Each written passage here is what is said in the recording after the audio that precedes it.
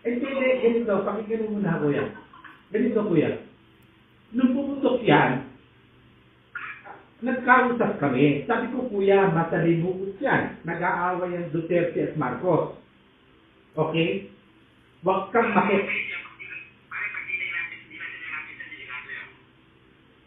Kaya nga ganito, padre.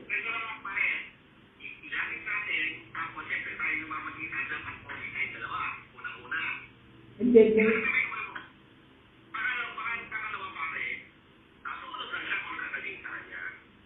yung kuya, padre, no? Naiintindihan ko yun. Kaya uulitin ko, padre, yung mama, hindi niya ginusto ang sitwasyon niya. Hindi niya ginusto, padre.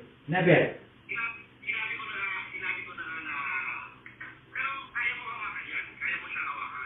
Kaya kong iparating yung mensahe. Pero yung sariling desisyon.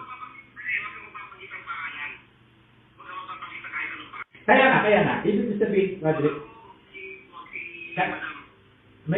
padre, marunong tayong mawak ng informasyon. Ang sinasabi ko, padre, kung ano magiging desisyon niya, sa kanya yun, padre, di ba? Kahit kabubuti niya yun. Siyempre ako, itutulay ko. Hindi ko papanggitin kung sino yung gustong mga pangalan na sinasabi mo. Wala akong papanggitin. Ang sinasabi ko, yung solusyon, remedyo, or what, siya magdidesisyon sa sarili niya. Padre, di ba?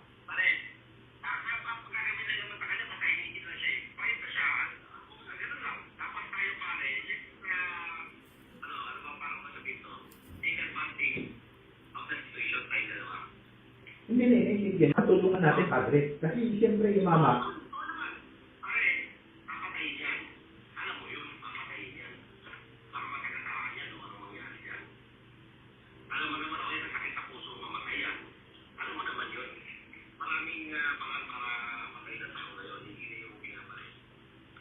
Sige, padre. Ganun na muna.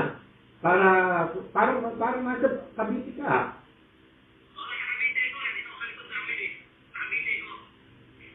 Padre, ano lang, pipintas ha? Pipintas.